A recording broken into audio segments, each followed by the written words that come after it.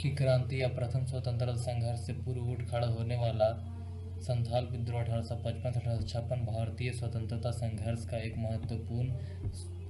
महत्वपूर्ण अध्याय है। यह ब्रिटिश उपनिवेशवाद शोषणकारी नीति के विरुद्ध सशस्त्र जन प्रतिरोध था। इतिहास में इस विद्रोह को हुल संथाल विद्रोह के नाम से जाना जाता है। इस विद्रोह को आदिवासियों ने अंग्रेज के विरुद्ध 30 जून 1855 को शुरू किया। इस विद्रोह के प्रमुख नेता सिद्धू एवं कानू तथा चांद एवं भैरव थे। यह आदिवासियों के विरोध में विद्रोह में सबसे आक्रामक विद्रोह था। इस विद्रोह से प्रभावित क्षेत्र को हम निम्न तरह से देख सकते हैं। कुछ इस प्रकार का मैप बना के यहाँ पे बिहार एवं झारखंड के अदर स्टेट भी देख सकते हैं। बिहार, झारखंड तथा बंगाल के बीरभूम, मुंगेर, हजारीबाग एवं भागलपुर, इस क्षेत्र को हम क्या कहते हैं? इस क्षेत्र दमन काहे के नाम से भी जाना जाता था। संथाल विद्रोह के प्रमुख कारण, इस विद्रोह के कारण को हम निम्न प्रकार से देखते हैं। यहाँ पे ऐसे घेरा बना के यहाँ पे कुछ बनाना है। यहाँ पे 1793 के अस्थायी बंदोबस्त में इनकी भूमि को छीन जाना, जमींदार द्वारा शोषण, साहूकार द्वारा शोषण, पुलिस के भ्रष्टाचार और अत्याचार से पीड़ित थे। आर्थिक समस्या, अंग्रेज अदालतों में उचित न्याय न मिलना,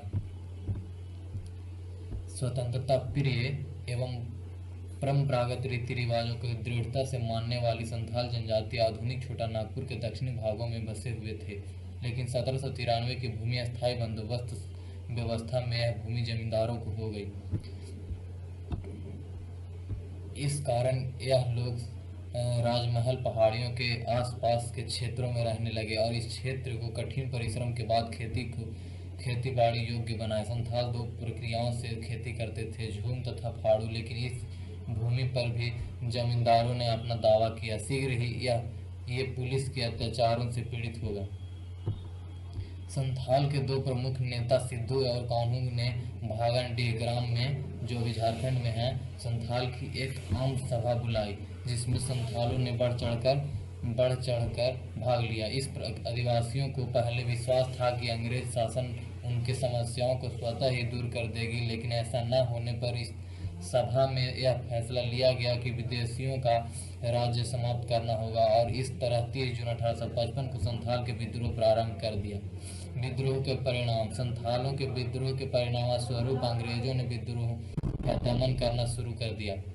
कलकत्ता से मेजर बारो के नेतृत्व में सेना की टुकड़ी भेजी गई, जिसका संथाल ने वीरतापूर्वक सामना किया, लेकिन सिर्फ तीर धनुष और छापामार युद्ध के सहारे ये आदिवासियों अंग्रेजों के सामने टिक न सकी और संथालों के नेता सिद्धू एवं कान्हू सहित लगभग 10,000 संथाल मारे गए। विद्रोह जब शांत हुई तो इसका शासन सीधे भारत के गवर्नर जनरल के हाथों में चला गया।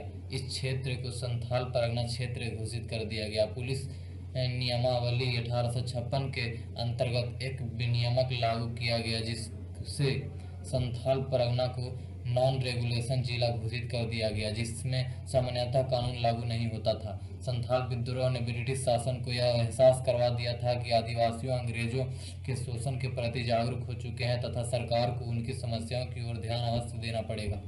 वर्तमान में इस विद्रोह को प्रतिवर्ष 30 जून को हुल क्रांति दिवस के रूप में मनाया जाता है। आर.सी. मजूमदार ने कहा था कि संथाल विद्रोह आर्थिक कारणों से उत्पन्न हुआ था, किंतु शीघ्र ही उद्देश्य विदेशी शासन को खत्म करना हो गया। चलिए यहाँ तक ठीक है। अब लास्ट